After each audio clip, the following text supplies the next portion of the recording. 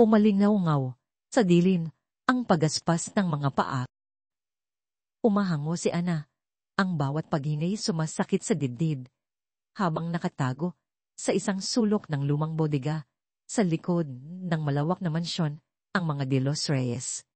Ang amoy ng alikabok at lumang kahoy ay halos sa hangin. Sa labas, ang pagsigaw ng mga lalaki, ang matatalim na tahol ng aso, at ang nagmamadaling ilaw ng flashlight ay tila nagpipilit humukay sa kanyang pinagtataguan.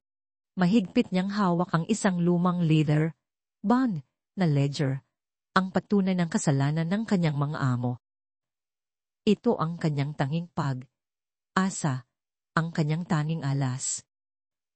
Ang mansyon ng mga De Los Reyes sa Forbes Park, Manila, ay isang simbolo ng karangyaan at kapangyarihan. Malalaking pader, maaliwalas na hardin, mga kasangkapan na nagkakahalada ng isang angkan.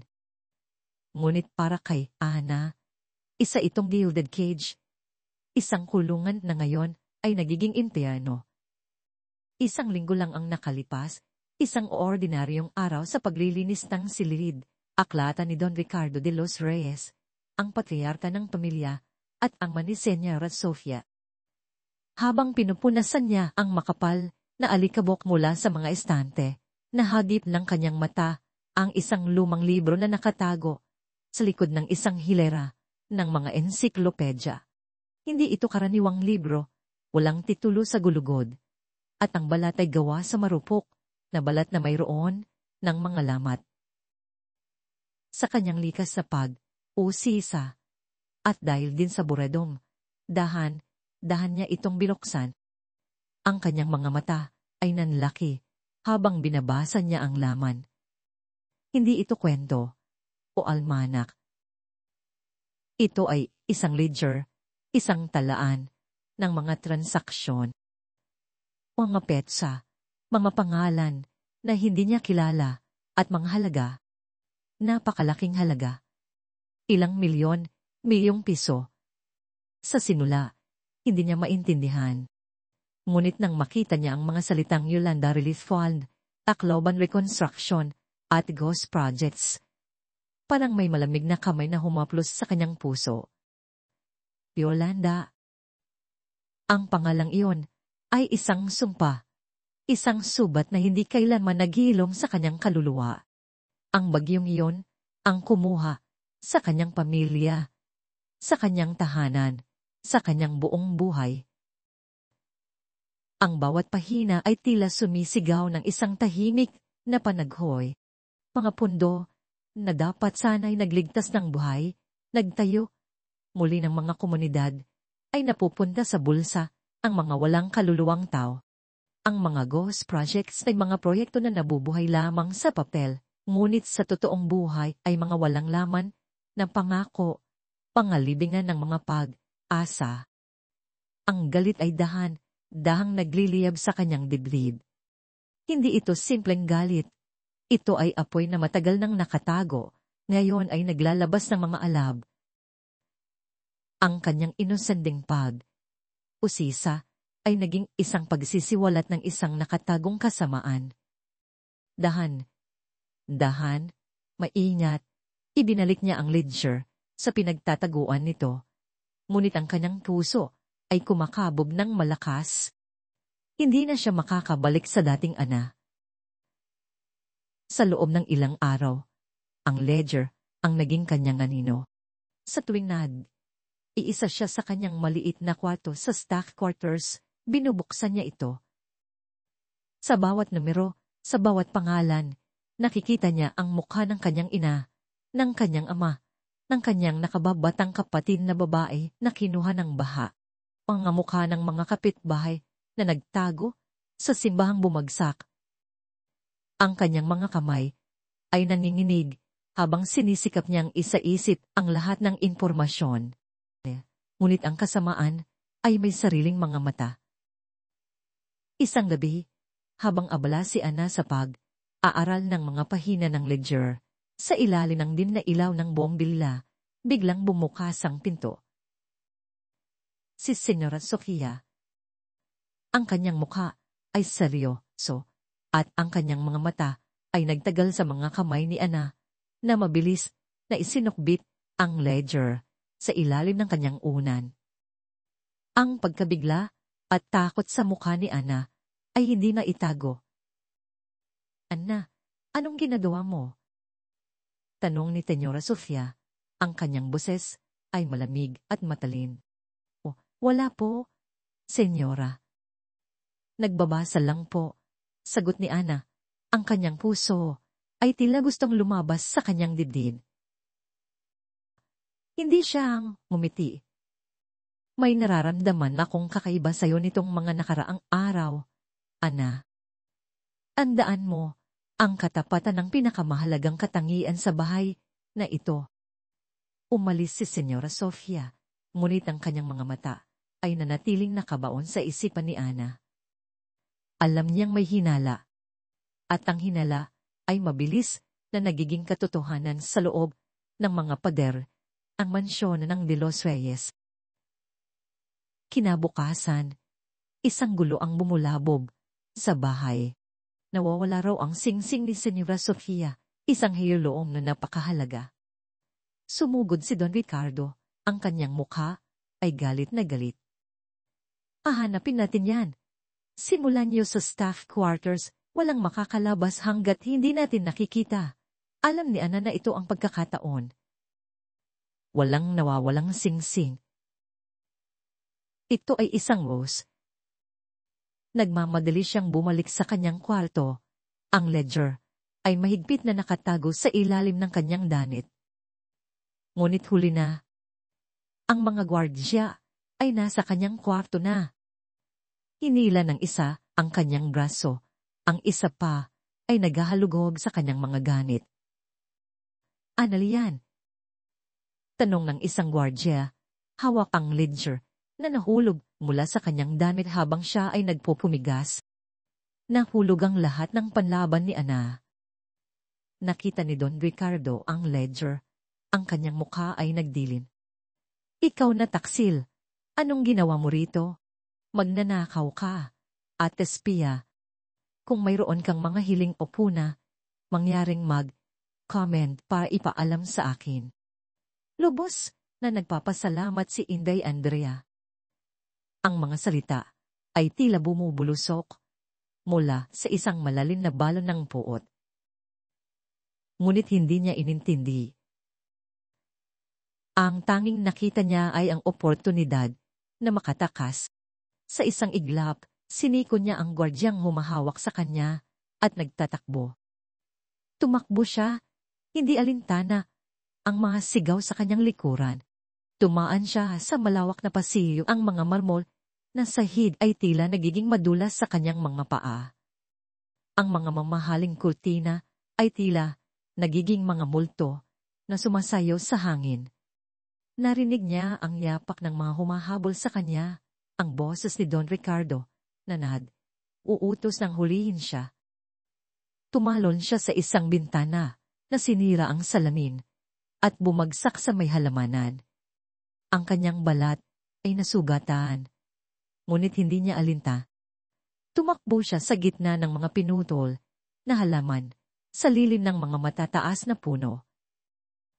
Ang hardin, na dati ay kanlungan, ngayon ay nagiging isang labirint ng kamatayan. Pagdating niya sa likod ng mansyon, malapit sa bodega at staff quarters, isang mabigat na amoy ang kanyang naamoy. Amoy usok. At pagkatapos ng apoy, ang pula at kahal na kulay ay sumasayaw sa itaas ng staff quarters, ang lugar kung saan siya nakatira, kung saan nakatago ang lahat ng kanyang alaala. Sunugin niyo. Sunugin ang lahat para mawala ang ebidensya. Framin niyo siya. Sabihin niyo siya ang nagtatago ng mga gamit at nagsunog. Pinig niyang sigaw ni Don Ricardo. Ang kanyang boses ay puno ng kasamaan. Nagulat si Ana. Hindi lang siya gustong hulihin, gusto siyang patayin. Gusto nilang sunugin ang kanyang buong mundo, pati na ang ebidensya. Ang ingay ng sirena ng bombero ay nagsimulang marinig mula sa malayo. Ngunit pa kay Ana, huli na. Ang apoy ay kumakalat na. Ngunit ang apoy na yon, na sumusunog sa kanyang kinabukasan, ay tila nagpatindi rin sa apoy ng kanyang paglaban. Ang kanyang takot ay unting napalitan ng matinding galit ng isang alab na mas mainit pa sa apoy na kanyang nakikita. Yolanda. Muli, ang pangalang iyon. Maraming buhay na kinain ng karahasan ng kalikasan, na iyon ay may karahasan din ng tao. Naalala ni Ana ang isang maliit na lagusan sa ilalim ng bodega, isang lumang tubo ng imburnal na madalang gamitin, na patungo sa labas ng malawak na bakuran ng Forbes Park. Ito ay isang shortcut na natuklasan niya sa kanyang paglilinis. Agad siyang sumugod doon, ang kanyang mga mata ay nanatiling nakatitig sa lumalagablab na apoy. Kinakal niya ang lumang takip ng kanal. Ang amoy ng imburnal ay tumulak sa kanyang ilong, ngunit hindi siya atubili. Pumasok siya. Ang kanyang katawan ay nanginginig sa takot at galit. Gumapang siya sa madilim at maruming lagusan. Ang kanyang mga kamay ay sumasakit habang hinahawakan niya ang malamig at madulas na pader. Ang bawat sentimetro ng paggapa ay isang hakbang palayo sa impyerno. Sa wakas, pagkatapos ng mahabang paggapa, nakita niya ang liwanag.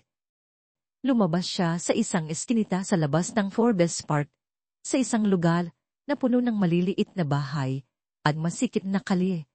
Isang mundo na napakalayo sa karangyaan na kanyang iniwan. Marumi siya, punit ang kanyang damit, at ang kanyang katawan ay puno ng sugat at pasak. Ngunit buhay siya. Umarap si Ana, ang ledger ay mahigpit pa rin hawak sa kanyang mga kamay. Nakita niya ang maitim na usok na bumubuga mula sa direksyon ng mansyon ng De Los Reyes. Ang pula at kahel na apoy ay sumasayaw pa rin sa dilim. Ang kanyang mga mata ay nilaanlong sa takot, ngunit may isang bagong ningning din ng determinasyon. Alam niya na wala na siyang babalikan. Ang kanyang dating buhay ay nasunog na. Ngayon, ang tanging natitira sa kanya ay ang ledger na ito at ang pangako ng katarungan. Ang kanyang katawan ay pagod. Ngunit ang kanyang diwa ay nagliyab. Ang bagyo ng Yolanda ay kumuha ng kanyang pamilya, ngunit ang apoy na ito ay nagbigay sa kanya ng dahilan para lumaban. Ang bawat pahina ng ledger ay tila nagsasabi, walang atrasan. Ang mangingisda at ang lihim, ang mga sinasabi ni Don Ricardo ay tuluyang nagpako sa kanyang kapalaran. Ang apoy na lumalamon sa kanyang nakaraan ay siya ring nagbigay sa kanya ng matinding dahilan para lumaban. Huminga ng malalim si Ana nang makalabas siya sa maruming lagusan. Ang hangin sa tondo ay mabigat, puno ng amoy ng lumaot, basura, at pawis ng mga taong abala sa paghahanap buhay. Ang ingay ng mga sasakyan, sigawan ng mga nagtitinda, at tawanan ng mga bata ay bumubuo ng isang simponya ng buhay na labis na kaiba sa tahimik at mamahaling Forbes Park. Para kay Ana, ito ay isang bagong simula, ngunit simula ng ano? Sa loob ng ilang linggo, si Ana ay naging anino. Isang anino na gumagala sa mga palengke, sa gilid ng mga kalsada, at sa madidilim na eskinita ng tondo.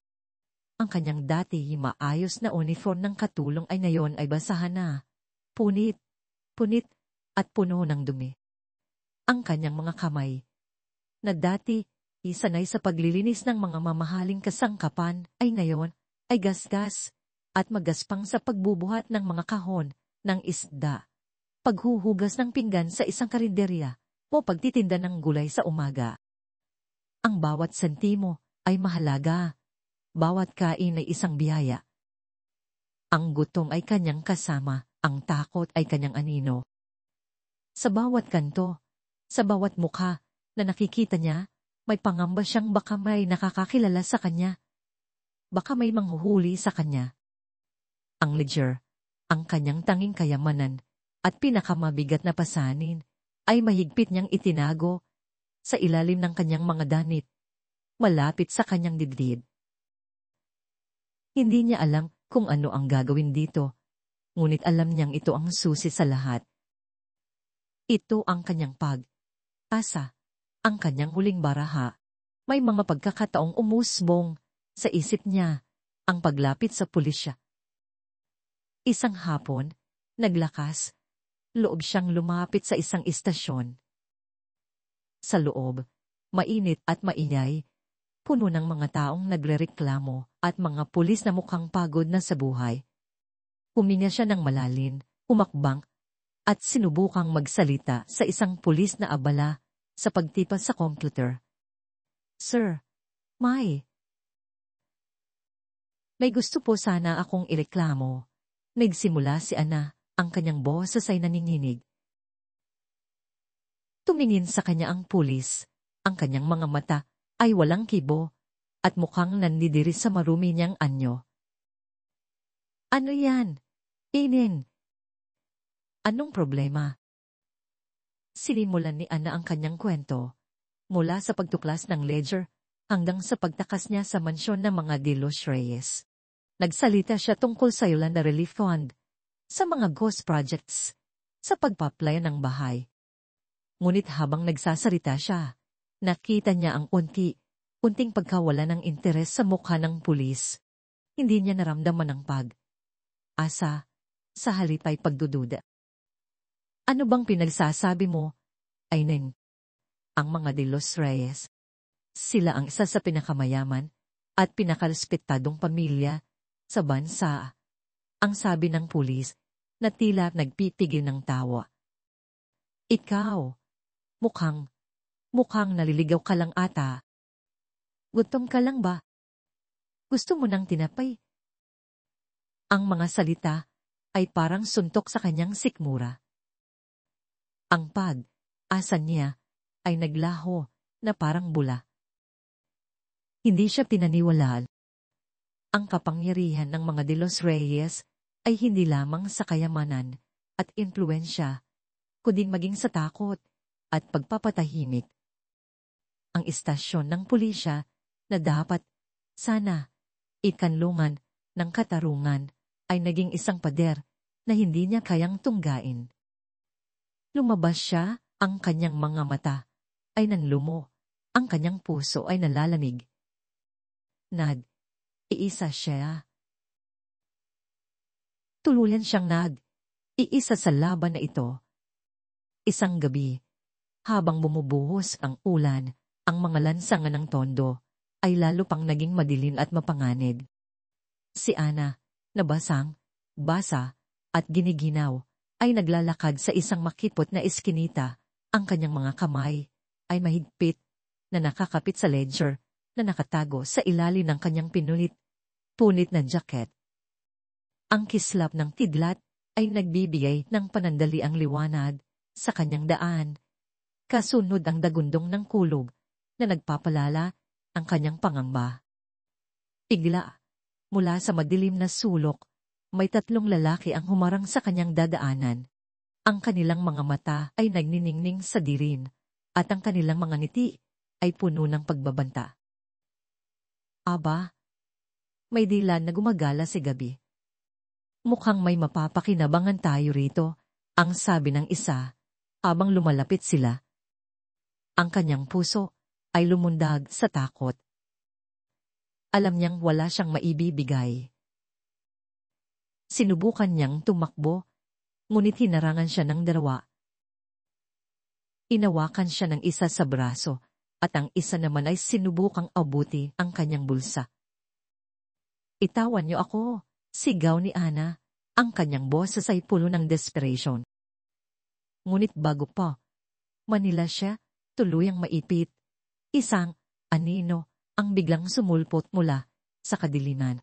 Isang matangkad at malaking lalaki na tila lumitaw mula sa mga bangko ng kadatan.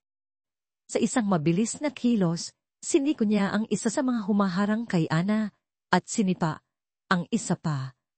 Ang mga lalaki ay naggulat sa bilis ng pangyayari at sa lakas ng taong dumating.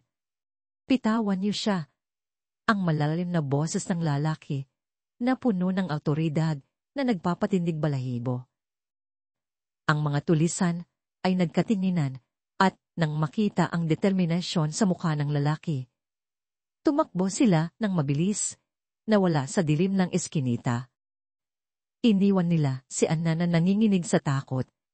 Halos hindi makahinga. Ang lalaki ay humarap kay Ana. Ang kanyang mukha ay hindi masyadong makita sa dilim, ngunit nakita ni Ana ang mga matatalas na mata, puno ng pagkabahala at unawa. Ayos ka lang ba? Tanong niya. Ang kanyang boses ay malumanahin, ngunit puno ng pagmamalasakit. Hindi nakasagot si Ana, tanging pagtangol lang ang kanyang nagawa. Ang kanyang dibdib ay masakit sa bilis ng tibok ng puso. Halika, hindi ka pwedeng isa sa gabi na ganito. Delikado, sabi ng lalaki, at dang inalalayan si Ana. Nagtataka si Ana. Bakit niya ito ginagawa? Sino siya? Sa kanyang karanasan, sa mga nakaraang linggo, ang pagtitiwala ay isang maranyang bagay na hindi niya kayang bayaran. Ngunit sa mga mata ng lalaki, wala siyang nakitang masama. Tanging aalala.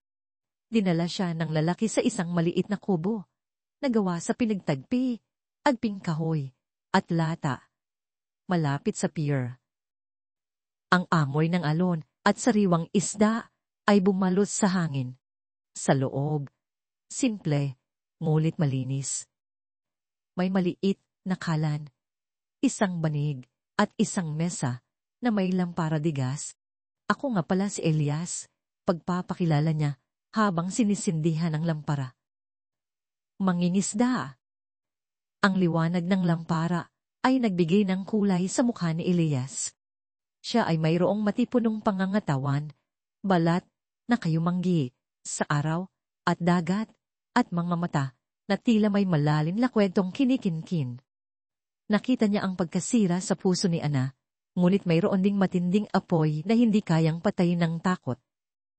Ana, bulong niya. Nilapag ni Elias ang isang maliit na plato ng pritong isda at kanin sa harap niya. Kainin mo yan.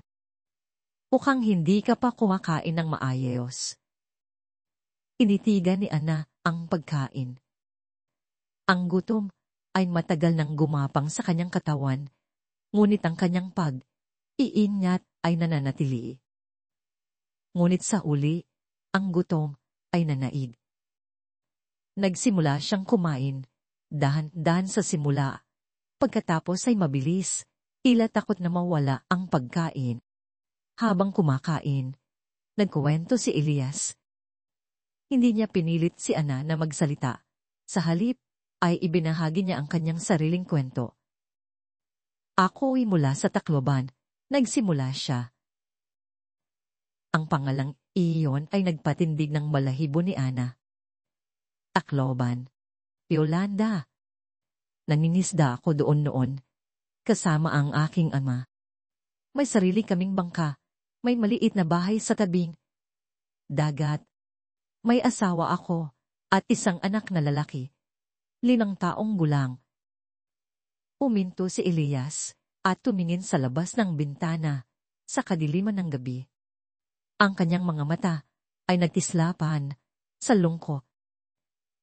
Tumating ang bagyo. Yolanda, parang isang halimaw mula sa dagat. Kinuha ang lahat. Ang aming bangka, ang aming bahay, ang aking asawa, ang aking anak.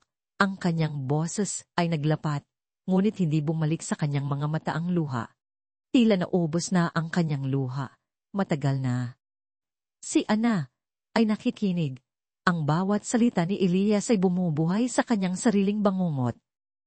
ang kanyang pamilya, ang kanyang mga kapitbahay, ang kanyang buhay. Ang kirot ng kawalan ay muling sumirit sa kanyang puso. Naramdaman niya ang isang matinding koneksyon sa lalaking ito. Sila ay parehong biktima.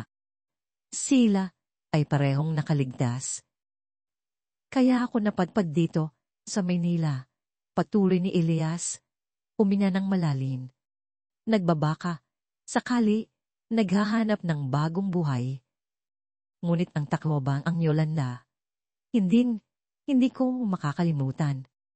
Doon, sa dilim ng kubo ni Elias, habang ang ulan ay patuloy na bumubuhos sa labas, naramdaman ni Ana ang isang bagay na matagal nang nawala. Ang pakiramdam ng hindi iisa. Ang koneksyon sa pagitan nila ay nabuo sa pamamagitan ng ibinahaging sakit sa pamamagitan ng isang bagyo na hindi lang kumuha ng buhay kundi pati na rin ng pag-asa.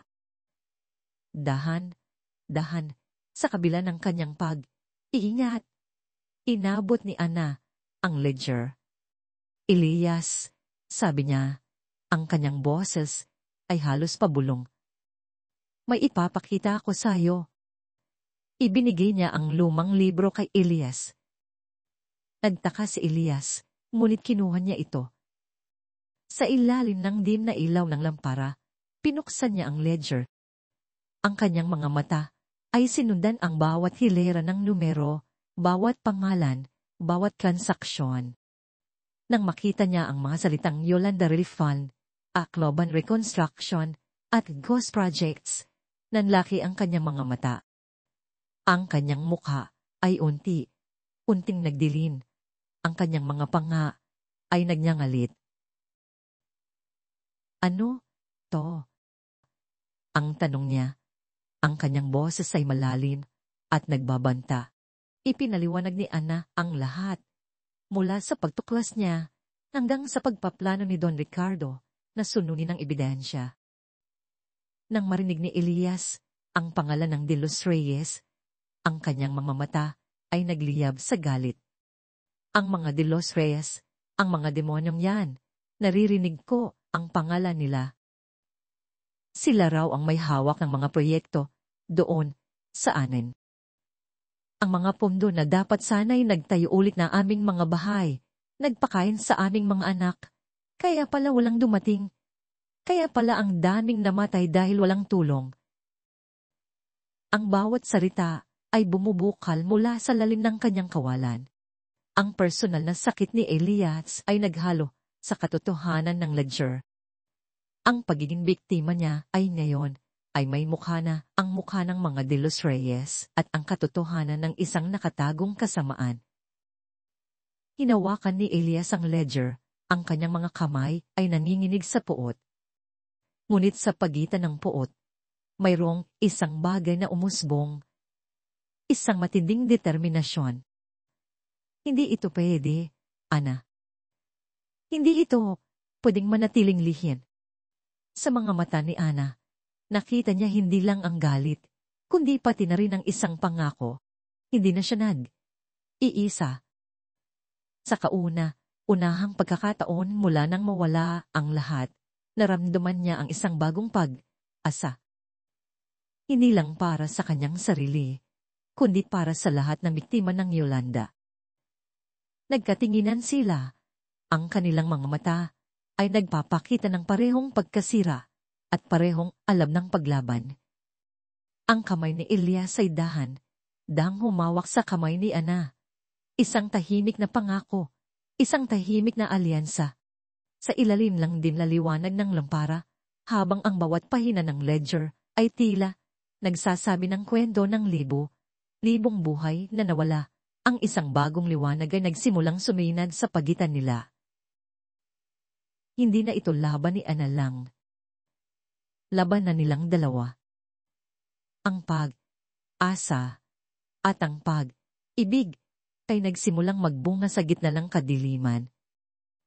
Tutulungan kita, Ana, ang sabi ni Elias. Ang kanyang boses ay matatag. Hindi lang para sa iyo, kundi para sa aming lahat. Para sa Yolanda. para sa katarungan. Ang kanyang mga salita ay parang musika sa tenga ni Ana. Ang kirot ng nakaraan ay nananatili, ngunit ngayon ay may kasama na siyang magtatayo ng tulay patungo sa katarungan. Ang kanyang paglalakbay ay hindi na mag-isa. Baliktanaw, ang landas ng hustisya, ang liwanag ng lampara ay patuloy na nagliliyab sa kubo ni Elias, ngunit ang liwanag na mas matindi ay nag-aalab sa kanilang mga puso. Ang ledger ay nakapatong sa mesa, isang tahimik, ngunit makapangyarihang patunay ng kasamaan at katarungang dapat makamit. Nagkatinginan sina Ana at Elias. Ang kanilang mga mata ay puno ng desisyon. Kailangan nating dumalik sa tacloban, sabi ni Ana, ang kanyang boses ay matatag. Hindi na ito ang takot na Ana na nagtatago sa dilim. Ang apoy ng galit ay nagbigay sa kanya ng lakas. Doon ko makikita ang mga tao na kilala ko, ang mga nakasaksi sa lahat. Doon natin mahahanap ang mas marami pang ebidensya. Tumango si Elias. Delikado iyon, Ana. Ang mga De Los Reyes ay may mga mata at tainga sa buong bansa, lalo na sa mga lugar na pinagkunan nila ng pera. Ngunit tama ka. Doon natin sisimulan ng lahat. Doon natin kukunin ang katarungang ninakaw sa atin. Ang kanyang boses ay nagpapakita ng isang determinasyong hindi matitinag. Hindi na lang siya isang mangingisda na nawalan ng pamilya. Siya ay isang mandirigma na nakakita ng bagong dahilan para lumaban. Sa mga sumunod na araw, inilaan nila ang kanilang oras sa pagpaplano. Inagamit ni Elias ang kanyang mga koneksyon sa komunidad ng mga mangingisda sa tondo, mga taong naglalayag sa iba't ibang parte ng Pilipinas, mga taong sanay sa buhay sa dagat at pag-iwas sa mga problema. Kilala nila ang mga daanan, ang mga ligtas na lugar, at ang mga hindi gaanong napapansin na ruta. Hindi tayo dadaan sa mga pangunahing daan, paliwanag ni Elias kay Ana, habang pinapakita ang isang lumang mapa na may markang mga ruta ng bangka at mga liblib na lugar. Masyadong delikado. Ang mga mata ng De Los Reyes ay nasa mga bus terminal at airport. Gagamitin natin ang dagat, ang mga maliliit na bangka. Magiging mas matagal, mas mahirap, ngunit mas ligtas. Ayon si Ana. Ang pagiging maingat ay naging pangalawang kalikasan niya. Ang bawat detalye ay mahalaga. Ipinagbili ni Elias ang ledger sa isang pinagkakatiwalaang matandang mangingisda, si Mang Tonyo, upang itago sa isang ligtas na lugar. Hindi niya ito pwedeng dalhin sa kanilang paglalakbay na puno ng panganib. Ang kanilang paglalakbay ay nagsimula sa isang madaling araw, bago pa man sumikat ang araw. Sumakay sila sa isang jeepney na puno ng mga pasahero patungo sa isang liblib na daungan sa Bicol. Ang amoy ng diesel, pawis, at sariwang isda ay bumalot sa kanila. Sa bawat kanto, bawat tao na tinitigan sila, naramdaman ni Ana ang kaba. Ngunit ang kamay ni Elias ay palaging nakahawak sa kanya, isang tahimik na pangako, ang proteksyon. Mula sa Bicol, sumakay sila sa isang malaking bangkang pangisda na patungo sa Samar. Ang dagat ay maalon, at ang bangka ay sumasayaw sa bawat hampas ng alon. Si Ana, na sanay sa lupa, ay nakaramdam ng hilo, ngunit sinubukan niyang maging matatag. Nakaupo sila sa gitna ng mga lambat at mga huling isda. Ang amoy ng asin at karagatan ay pumasok sa kanilang mga baga. Si Elias, sa kabilang banda, ay tila nasa bahay. Ang kanyang mga mata ay nanatiling alerto, nakatingin sa paligid, hinahanap ang anumang kakaiba. Habang lumalapit sila sa mga lugar na naapektuhan ng Yolanda, ang tanawin ay unting nagbago.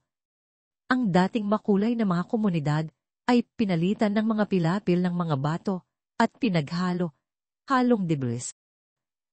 Ang mga puno ay wala ng mga daon, tanging mga tuod na nagpapakita ng kalupitan ng bagyo.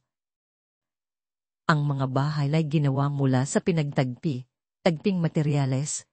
Tila naghihintay lang ng isa pang malakas na hangin upang gumuho. Nagsimulang kumirot ang puso ni Ana. Nakita niya ang kanyang sariling nakaraan sa bawat nakikitang pinsala. Ang mga bata na naglalaro sa gitna ng mga silang bahay. Ang mga matatanda na nakaupo sa labas ng kanilang kubo na may malalim na tingin. Sa kanyang isip, muling sumulpot ang alaalang bahagi siya ng ganitong tanawin. Ngunit ang sakit ay naghalo sa galit. Bakit, pagkatapos ng lahat ng ito, marami pa rin ang naghihirap? Ang sagot ay nakasulat sa ledger na iniwan niya. Tingnan mo, dulong ni Elias, habang itinuturo ang isang lugar na may mga bagong gawang bahay na mukhang mahina at mura ang pagkakagawa. Sabi ng mga balita, marami raw pondo ang napunta sa Tacloban para sa reconstruction. Pero bakit ganyan pa rin ang itsura ng mga bahay? Ang mga materyales ay parang papel lang. Ang mga nakita nila ay lalo pang nagpatibay sa kanilang determinasyon. Ang bawat nakalilitong tanawin ay nagpaalala sa kanila kung gaano kahalaga ang kanilang misyon. Ang kanilang paglalakbay ay hindi naging madali. May isang gabi, habang naglalakad sila sa isang liblib na bayan sa Samar, napansin ni Elias ang isang sasakyan na balik sa kanilang dinaanan. Ang kanyang mga mata ay nanatiling alerto, ang kanyang kamay ay nakahanda. Sa isa pang pagkakataon, habang nasa bus, may dalawang lalaking sumubok lumapit sa kanila. Ngunit mabilis na napansin ni Elias ang kanilang kakaibang kilos at agad silang lumipat ng upuan, nagpapanggap na magkasintahan na abala sa kanilang sarili. Naramdaman ni Ana ang ginaw sa kanyang likod. Nakasunod sila, di ba? Pulong niya kay Elias. Huwag kang alala, sagot ni Elias, ang kanyang boses ay kalmado, ngunit matatag. Hindi nila tayo mahuhuli. Kilala ko ang mga lansangan at dagat na ito. Mas marami tayong paraan kaysa sa kanila. Ang karanasan ni Elias bilang mangingisda at Tacloban ay naging kanyang pinakamalaking asset. Alam niya ang mga shortcut, ang mga lugar na pwedeng pagtaguan at ang mga taong pwedeng pagtiwalaan sa mga liblib na lugar. Sa bawat pagbabanta, nagiging mas matibay ang kanyang desisyon na protektahan si Ana. Hindi lang dahil sa pagmamahal, kundi dahil alam niyang si Ana ang susi sa katotohanan. Pagkatapos ng mahabang paglalakbay, matapos dumaan sa iba't ibang probinsya at karagatan, sa wakas ay narating nila ang kanilang destinasyon. Tacloban. Ang pagdating sa Tacloban ay tila isang suntok sa kanyang sikmura para kay Ana. Ang hangin ay may kasamang amoy ng asin at ng pinaghalong alaala. Nakita niya ang dating kalsada patungo sa kanilang barangay na ngayon ay halos hindi na makilala. Ang dating makulay na mga bahay ay pinalitan ng mga makeshift na istruktura at ang mga puno na dating nagbibigay lirin ay mga kalansay na lamang.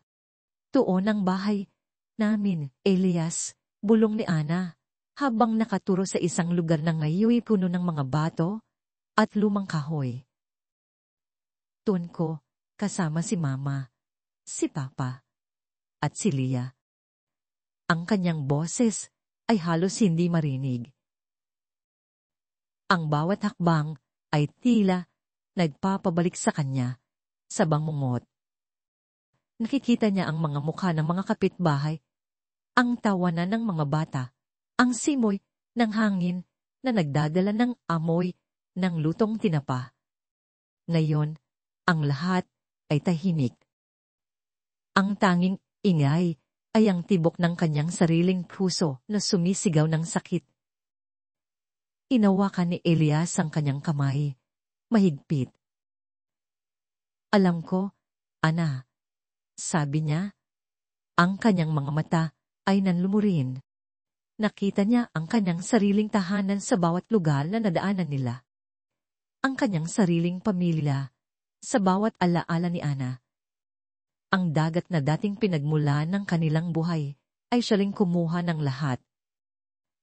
Ang sakit ay nagbigay sa kanila ng koneksyon. Isang hindi nakikitang lubid na nagdudugtong sa kanilang dalawa. Ngunit ang sakit ay hindi nagtagal. Sa halip, ito ay naging gasolina para sa kanilang misyon. Kailangan nating magsimula, sabi ni Ana, at inilayo ang kanyang tingin sa mga guho. Ang kanyang mga mata ay matatag na. Kailangan nating hanapin ang mga tao. Naglakad sila sa gitna ng mga guho, sa mga lansangan na dating puno ng buhay. Ang bawat mukha na nakikita nila ay nagpapaalala sa kanila ang kanilang pagkalugi.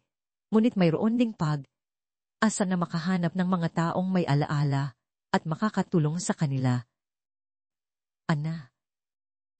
Ikaw ba yan, Ana? Lumingon sila. Isang matandang lalaki, baluktot na ang likod, ang nakatayo sa labas ng isang maliit na tindahan. Ang kanyang mukha ay may mga linyang inukit ng panahon at ng bagyo. Ngunit ang kanyang mga mata ay nagniningning ng pagkilala. Mang Ben, bulong ni Ana, hindi nakapaniwala. Si Mang Ben ay ang kanilang kapitbahay, isang matandang mangingisda na palaging may magandang kwento. Siya rin ang naging bahagi ng lokal na komite sa rekonstruksyon pagkatapos ang bagyo. Lumapit si Mang Ben. Ang kanyang mga mata ay puno ng pagkabigla at tuwa. Buhay ka, Inen. Akala namin, kinuha ka na rin ng bagyo. Diyos ko, salamat. Hinawakan niya ang kamay ni Ana at ang kanyang mga mata ay lumuha. Ikinuwento ni Ana nang maikli ang kanyang pinagdaanan at ipinakilala si Elias. Nagulat si Mang Ben nang marinig ang pangalan ng mga De Los Reyes. Nagsimulang magbago ang kanyang mukha mula sa tuwa patungo sa pag-aalala. Mga De Los Reyes. Ulit ni Mang Ben, ang kanyang boses ay nag-aalangan. Mayaman sila. May kapangyarihan. Pero may kinalaman sila sa mga nawawalang pondo, Mang Ben. Sabi ni Elias, ang kanyang boses ay matatag. Sa mga proyektong hindi natulol. Sa mga buhay na nawala dahil sa kanila. Tiningnan ni Mang Ben sina Ana at Elias. Ang kanyang mga mata ay nagpapakita ng pagdududa at takot. Alam kong may iba't ibang balita noon, pero delikado ang mga iyan. Maraming natatakot magsalita. Pero kami, Mang Ben, hindi kami natatakot. Sabi ni Ana, ang kanyang boses ay puno ng lakas. Ang pamilya ko ay nawala dahil sa bagyo. At ngayon, nalaman kong may mga taong lalong nagpahirap sa amin. Hindi ako titigil hanggat hindi sila nakakakuha ng katarungan. Sa mga mata ni Mang Ben, nakita niya ang apoy sa mga mata ni Ana, ang parehong apoy na nakita niya sa mga taong lumalaban. Nagbuntong, hininga siya. Sige. Ali kayo, sa bahay ko. Hindi ligtas magsalita dito. Mayroon akong nalalaman. Marami. Pero kailangan nating maging maingat. Ang pag-asa ay nagsimulang suminag sa puso ni Ana. Nagsisimula na silang makahanap ng mga kakampi, mga taong magpapatunay sa katotohanan. Kinagabihan, pagkatapos makipag-usap kay Mang Ben at matapos makahanap ng isang maliit na taguan para sa gabi, naglakad sina Ana at Ilyas sa isang liblin na bahagi ng baybayin. Ang buwan ay bilog at maliwanag, at ang mga alon ay dahan-dahang humahampas sa dalampasigan. Ang ihip ng hangin ay nagdadala ng amoy ng dagat at ng mga alaala. Magkatabi silang nakatayo, ang kanilang mga kamay ay mahigpit na magkahawak. Tumingin sila sa malawak na karagatan, ang parehong karagatan na dating nagdala ng Yolanda at ngayon ay tila nagdadala ng bagong pag-asa. Sa gitna ng dilim at ng mga sugat ng nakaraan, nakita nila ang isang maliit na liwanag na unti-unting lumalaki. Para sa kanila, bulong ni Ana, ang kanyang mga mata ay puno ng determinasyon. Para sa kanila, ulit ni Elias at hinalikan ang noo ni Ana. Ang kanilang mga puso ay nagkakaisa, ang kanilang mga kaluluwa ay magkakabit. Ang bagyo ay nagdala ng kawalan, ngunit nagdala rin ito ng isang pag-ibig na magiging sandata nila sa paghahanap ng katarungan. Ang liwanag ay nagsisimulang suminag pagkatapos ng bagyo, at sila ang magdadala nito sa buong mundo. Ang dilim ng gabi ay dahang gumagapang, ngunit ang liwanag mula sa lampara ni Mang Ben ay sapat para maaninag ang pagkabahala sa kanyang mukha. Nilingon niya sina Ana at Ilyas, at tila may malaking pasanin na nagpapabigat sa kanyang kalooban. Naupo kayo, Enen. Iyo? Alok niya, habang itinuturo ang dalawang upuan sa kanyang maliit at malilis na kubo. May amoy ng tuyo at lumang pahayagan ang hangin. Ang kubo ay simple, gawa sa tagping kahul at sawali. Ngunit may mga dekorasyon na nagpapakita ng buhay ng isang mangingisda, isang lumang lambat na nakasabit sa dingding, at isang larawan ng Santo Niño sa altar. Sinimulan ni Ana ang kanyang kwento mula sa kanyang pagtatago sa mansyon ang De Los Reyes, ang pagtuklas ng ledger at ang mga nakasulat dito. Paggamat wala ang ledger sa kanyang tabi, bawat salita ay tila nakaukit sa kanyang isip. Ang mga halaga, ang mga petsa, ang mga pangalan ng ghost projects, ang mga pondo ng Yolanda Relief Fund na naglaho na parang dula. Naninginig si Mang Ben habang nakikinig. Ang kanyang mga kamay ay mahigpit na nakahawak sa kanyang lumang baston. Milyon-milyong piso. Pulong niya. Ang kanyang mga mata ay nalalaki sa pagkabigla. Hindi ako makapaniwala. Alam kong may kung anong mali. Marami akong naririnig noon, mga bulungan, pero ang ganito kalaking katiwalian. Nakita ko mismo, Mang Ben, mariing sabi ni Ana ang kanyang boses ay puno ng pait. Mga transaksyon na nagmula mismo sa kanilang tanggapan. Mga pangalang nagtago sa likod ng mga piting proyekto. Kaya pala, dagdag ni Elias, ang mga pondo na dapat sana'y dumating sa amin, sa mga katulad namin, ay naglaho.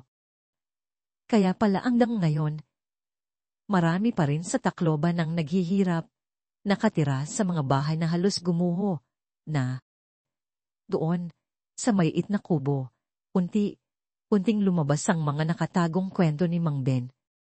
Ako'y naging parte ng lokal na komite ng rehabilitasyon noon, Ana.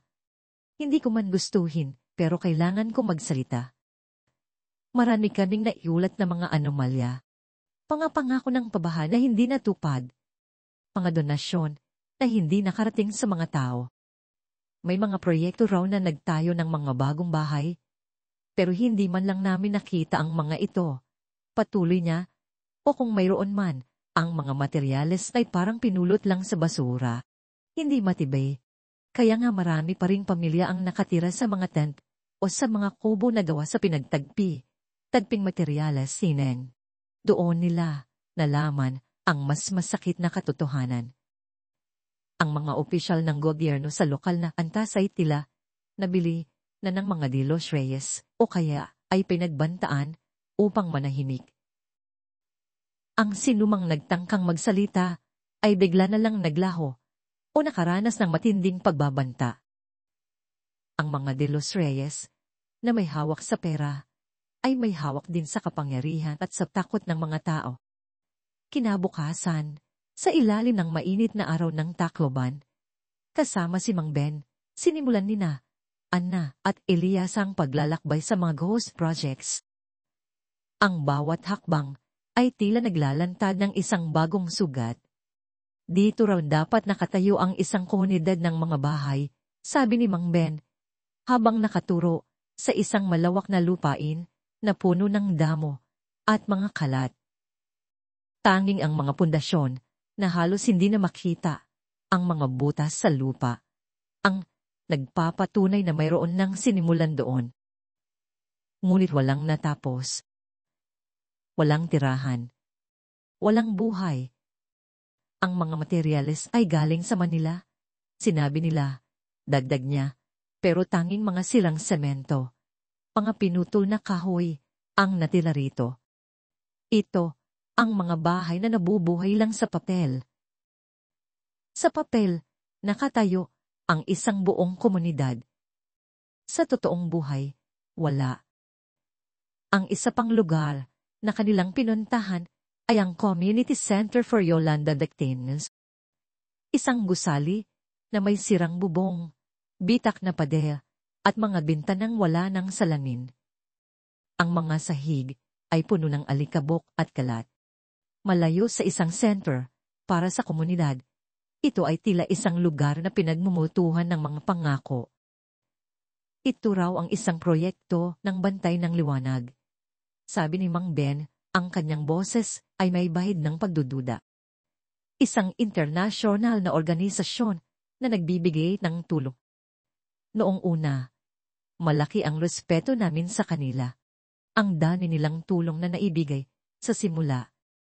Pero pagkatapos ng ilang buwan, naging misteryoso sila. Ang kanilang mga opisyales ay bihira nang makita, at ang mga pondo, ayon, hindi na namin alam kung saan napupunta. Ang tanging nakikita namin ay ang mga De Los Reyes ang tila may hawak ng mga kontrata sa kanila.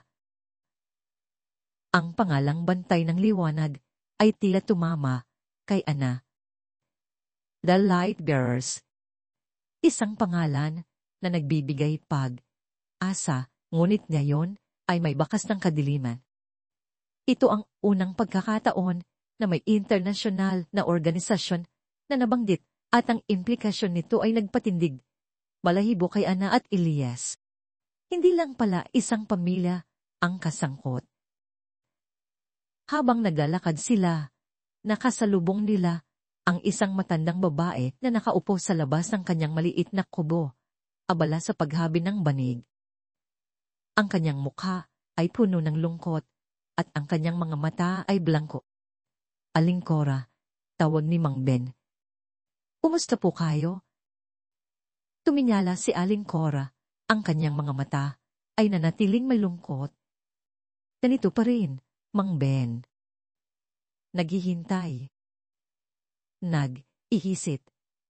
Hindi ko alam kung kailan matatapos ang paghihintay. Nagsimulang magkuwento si Aling Cora. Siya ay isang biyuda, at ang kanyang isang anak na lalaki ay kinuha ng baha. Matapos ang bagyo, nangako raw ang gobyerno at iba't ibang organisasyon ng tulong, ng mabahay, ng suporta. Ngunit wala siyang natanggap. Ang kanyang maliit na kubo ay gawa sa pinulot na kahoy at zero. Nawala ang anak ko, sabi niya, ang kanyang boss sa Saybasar. 5 taong gulang pa lang siya. At ang gobyerno, ang mga organisasyon, wala man lang silang magawa. Nagtanong ako. Pero ang sabi lang sa akin, wala na po kayong benepisyo. Wala na. Akit?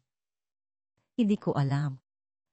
Nagsimula akong maghabol, pero walang nakikinig. Ang mga salita ni Aling Cora ay tila tumutusok sa puso ni Ana. Nakita niya ang kanyang sarili sa matandang babae. Ang parehong sakit, ang parehong kawalan, ang parehong kawalan ng katarungan. Ang mga luha ay dahang pumatak mula sa mga mata ni Ana, ngunit sa bawat patak, nagiging mas matibay ang kanyang desisyon. Hindi siya titigil hanggat hindi niya nabibigyan ng boses ang mga katulad ni Aling Cora. Samantala, habang lumalabas ang mga kwento ng katiwalian, tila umalinaw din ang banta ng mga De Los Reyes. Isang hapon, habang si Elias ay naglalakad patungo sa palengke upang bumili ng pagkain, napansin niya ang dalawang lalaking nakatayo sa dulo ng kalsada, nakatingin sa kanya. Ang kanilang mga mukha ay pamilyar, nakita niya ang mga ito sa Manila, mga gwardiya ni Don Ricardo. Agad niyang napansin ang kanilang marahas na tingin. Nandito na sila, bulong ni Elias kay Ana pagbalik niya. Hindi na sila nagtatago. Kailangan nating maging mas maingat. Kinagabihan, habang sinata na Elias at Mang Ben ay nagpaplano sa kubo ni Mang Ben, isang malakas na sigaw ang umalinaw-ngaw mula sa labas. Mang Ben, lumabas ka diyan. Alam naming kinukokop mo ang mga taksil. Nagulat silang lahat. Ang mga boses ay puno ng pagbabanta. Sinubukan nilang magtago, ngunit ang mga lalaki ay mas mabilis. Ang mga gwardiya ng De Los Reyes, armado ng mga patalin at baril, ay puwersahang pumasok sa kubo ni Mang Ben. Nasaan ang ledger? Sigaw ng isa, habang hinahawakan si Mang Ben. Nagsimulang magpumigla si Mang Ben, ngunit matanda na siya. Siniko siya sa mukha. Pumagsak si Mang Ben sa lupa, at ang kanyang bibig ay puno ng dugo. Hindi ko alam, wala akong alam, sigaw ni Mang Ben. Sinubukan ni Elias na protektahan si Ana at nakipaglaban sa mga gwardya. Inamit niya ang kanyang lakas at kaalaman sa labanan upang ipagtanggol sila, ngunit marami sila. Sa gitna ng kaguluhan, sinamantala ni Ana ang pagkakataon at inalalayan si Mang Ben. Mang Ben, tumakas ka. Tago ka. Pulong ni Ana. Sa kabila ng kanyang sugat, tumango si Mang Ben. Sa tulong ni Ana, nagawa niyang makalusot sa likod ng kubo at tumakas sa dilim. Ngunit hindi yun nagtapos doon. Sunugin niyo ang bahay para magtanda sila, sigaw ng pinuno ng mga gwardya. Sa loob ng ilang segundo, ang maliit na kubo ni Mang Ben ay nasusunog. Ang apoy ay mabilis na kumalat, kinakain ng pinagtagpi, agping kahoy at sawali. Ang mga De Los Reyes ay handang sunugin ang anumang ebidensya, sinumang nakasaksi. Kung gusto mong makinig sa mga kwentong nilikha ni Inday Andrea, mag-comment lang po. Nagmamadali sina Ana at Elias na tumakas. Ang kanilang mga puso ay kumakabob ng malakas. Nakita nila ang apoy na lumalaganap, ang bahay na kanlungan sana nila ay nasusunog na. Ang kanilang mga mata ay nagtagpo. Hindi na ito simpleng paghahanap ng hustisya. Ito ay isang digmaan. Sa isang sulok ng Tacloban, habang ang apoy ay patuloy na nagliliyab sa kubo ni Mang Ben, nakaupo si Ana. Ang kanyang mga kamay ay mahigpit na nakahawak sa mga kamay ni Elias. Ang kanyang mga mata ay puno ng luha. Ngunit ang kanyang tingin ay matatag. Nakikita niya ang mukha ni Aling Cora, ang sugat sa mukha ni Mang Ben, ang apoy na kumakain sa mga alaala. Hindi na siya natatakot. Ang galit ay nagbigay sa kanya ng lakas na humarap sa mga multo ng nakaraan. Ang bawat biktima ay naging dahilan niya. Ang bawat pangalan sa ledger ay nagiging isang laban. Ang laban na ito ay hindi na para sa kanya lamang, kundi para sa lahat ng mga biktima na hindi nakarinig ng katarungan. Ang liwanag ng apoy ay sumasayaw sa kanilang mga mukha, ngunit sa kanilang mga mata may isang bagong liwanag na aalab ang liwanag ng paglaban, ang liwanag ng pag-asa. Kailangan nilang mahanap si Mang Ben. Kailangan nilang hanapin ang katotohanan. At kailangan nilang sirain ang lambat ng kasinungalingan na gumapang mula sa Manila hanggang sa Tacloban at ngayon ay tila abot na sa mga internasyonal na organisasyon. Hindi sila titigil hanggat hindi nila nabibigyan ng liwanag pagkatapos ng bagyo ang mga biktima. Ang apoy na kumain sa kubo ni Mang Ben ay iwan ng maitim na marka sa lupa, ngunit mas malalim na marka ang nakukit nito sa puso ni Ana at Elias. Hindi na ito simpleng paghahanap ng hustisya, isa na itong paglaban para sa kanilang mga buhay at para sa katotohanang ibinaon sa limot ng kasakiman. Nagpatuloy sila sa pagtatago, lipat ng lugar sa mga liblib na bahagi ng Tacloban, umaasa sa kabutihan ng ilang nakasalamuhan nilang biktima ng Yolanda. Ang kanilang aalala para kay Mang Ben ay malalin, at ang bawat banta ay nagpapahiwatig na ang mga De Los Reyes ay hindi titigil hanggat hindi sila napapatahimik. Ang bantay ng liwanag, bulong ni Ana. Habang nakatanaw sa malayo, sa direksyon ng kinaroroonan ng tanggapan ng organisasyon na yon. Ang pangalang iyon ay tila nagpapabalik sa kanya sa alaala ng mga proyektong ghost na nakasulat sa ledger. Nararamdaman kong doon natin malalanpad ang mas malalim na katotohanan.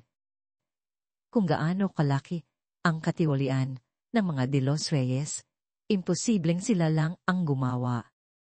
May mas malaking pating sa likod ng lahat ng ito. Tumangmo si Elias. Tama ka. Simulan natin ng pag-imbestiga. Gamit ang kanilang mga limitadong mapagkukunan, sinimulan nilang magtanong sa mga residente ng Tacloban na nakaranas ng tulong mula sa bantay ng liwanag. Marami ang nagbahagi ng mga kwentong kahanga sa simula mga pagkain, gamot, tent.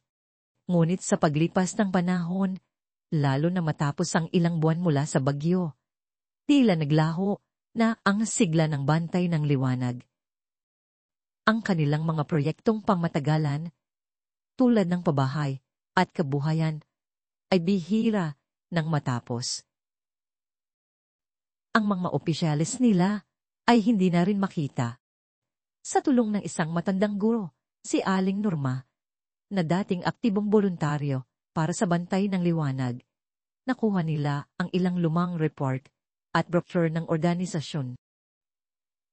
Doon, nakita nila ang mga larawan ni Mr. David Harding, ang charismatic na pinuno ng bantay ng liwanag na nakangiti sa tabi ng mga biktima ng Yolanda. Ngunit sa ilalim ng mga ngiti, may mga numero na tila hindi nagtutugma.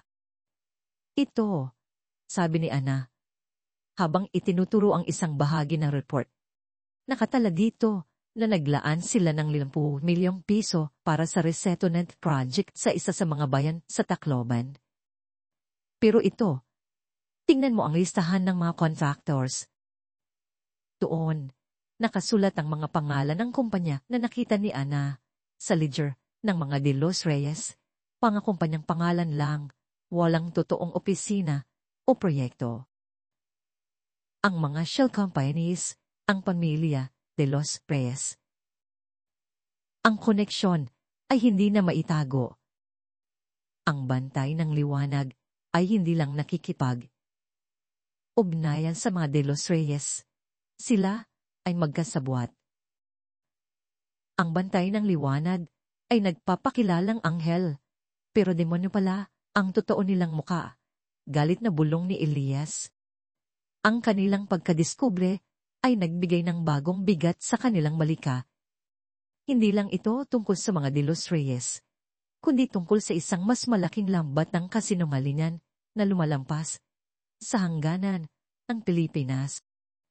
Apagtanto nina Ana at Elias na hindi nila kayang labanan ng isang ganito kalaking organisasyon ng mag-isa.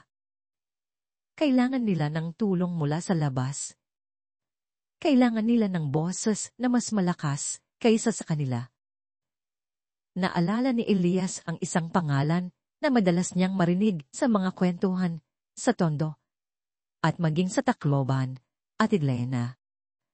Isang matapang na mamamahayag na hindi natatakot magsalita laban sa katiwalian, ngunit nawala sa sirkulasyon matapos ang isang serye ng mga pagbabanta. Sinubukan nilang hanapin si Ate Lena sa tulong ng mga kapitbahay ni Mang Ben at ng ilang kontak ni Elias. Natagpuan nila si Ate Lena sa isang maliit na bahay sa gilid ng syudad, namumuhay ng tahimik, tila nagtatago. Mukhang pagod at may takot ang mga mata ni Ate Lena nang makita niya sina Ana at Elias. Ano ang gusto niyo? Wala na akong ginagawa sa journalism. Maliban na lang kung gusto ninyong isulat ang kwento ng isang mamamahayag na namatay sa takot. Sabi niya, ang kanyang boses ay mapait. Ikinuwento ni Ana at Elias ang lahat. Mula sa ledger bagaman, wala sa kanila. Sa sandaling iyon, ang detalyadong pagsasalaysay ni Ana ay sapat na sa mga ghost projects, sa pagkakasunog ng bahay ni Mang Ben, at sa pagkakatuklas nila ng koneksyon ng bantay ng liwanag sa mga De Los Reyes. Nang banggitin nila ang pangalan ni Miss David Harding at ang posibilidad ng internasyonal na koneksyon, unti-unting nagbago ang mga mata ni Ate Lena. Ang apoy na matagal nang nakatago sa loob niya ay tila nagliyab muli. Ang dami ko nang narinig na bulungan noon tungkol sa bantay ng liwanag at sa mga De Los Reyes, sabi ni Ate Lena. Ang kanyang mga kamay ay nanginginig. Hindi ko akalain na ganito kalaki ang lambat. May koneksyon ako sa isang investigative journalist na kaibigan ko na nasa isang international na organisasyon. Kung totoo ang lahat ng sinasabi ninyo, ang kwentong ito ay nilikha ni Inday Andrea, huwag kopyahin o gamitin muli ang audio o kwentong ito upang matiyak ang karapatang ari. Agad na tumulong si Ate Lena sa kanyang koneksyon sa mga dating kasamahan at sa kanyang kaalaman sa mga paraan ng pananaliksik. Natuklasan nila ang mas nakakagulat na katotohanan. Si Don Ricardo de los Reyes ay hindi lang isang simpleng magnanakaw. Siya ay isang mahalagang bahagi ng isang mas malaking operasyon. Siya ang utak sa likod ng paglilipat ng mga pondo sa mga peking proyekto at paggawa ng mga maling financial reports para sa bantay ng liwanag. Ang mga pondong ito ay hindi lang mula sa Yolanda Relief Fund, kundi mula rin sa iba pang international aid projects sa iba't ibang bansa na sinalanta ng kalamidad. Ang tunay na utak sa likod ng lahat ay si Miss David Harding, ang respetadong pinuno ng bantay ng liwanag. Siya ang nagpapakita ng mukha ng organisasyon sa mundo na nagpapatunay ng kabutihan at integridad, habang sa likod ng kurtina ay siya ang nagmamanipula ng bilyong piso para sa kanyang sariling kapakinaban. Ginagamit niya ang reputasyon ng organisasyon upang itago ang kanyang mga kasamaan. Habang lumalalim ang kanilang investigasyon, lalong tumitindi ang banta mula sa mga De Los Reyes. Nalaman ni na Don Ricardo at si Nera Sofia na hindi lang sila ang kalaban ni na Ana at Elias, kundi pati na rin si Ate Lena. Ang kanilang mga tao ay lalong naging agresibo. Isang gabi, habang naglalakad si Ate Lena pauwi, matapos makipagkita kina Ana at Elias, hinarang siya ng mga armado. Sinaktan siya at pinagbantaan na papatayin kung hindi siya titigil sa pag-uusisa. ang kanyang laptop at mga flash drive na naglalaman ng kanyang mga nakalap na impormasyon ay ninakaw. Nang bumalik siya sa kanyang opisina kinabukasan, natuklasan niyang nawala na ang lahat ng kanyang mga artikulo online na may koneksyon sa mga De Los Reyes. Pinura na ang kanyang digital footprint. Ang balita ng pag-atake kay Atilena ay nagpatindi sa galit nina Ana at Elias. Hindi na ito tungkol sa pera, Elias, sabi ni Ana, ang kanyang mga mata ay nagliliyab. Tungkol na ito sa mga buhay na sinisira nila, sa mga taong pinapatay nila sa takot. Hindi tayo pwedeng manahimik, ngunit alam nilang hindi pa ito ang tamang panahon para lumantad. Ang kanilang mga ebidensya, bagamat malakas, ay hindi pa sapat para labanan ang impluwensya ng isang internasyonal na organisasyon at isang makapangyarihang pamilya. Kailangan nila ng mas matibay na plano. Isang gabi, sa isang lihim na lugar, sa Tacloban isang lumang bodega na matagal nang iniwan at hindi ginagamit nagpulong sina Ana, Elias at Atilena.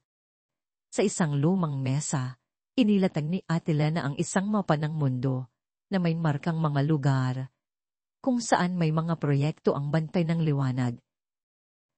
Sa kabilang banda, inilatag niya ang mga dokumento na nakuha niya, mga report na nagpapakita ng mga pagkukulang sa pondo, mga pangalan ng shell companies, at mga koneksyon kay Don Ricardo.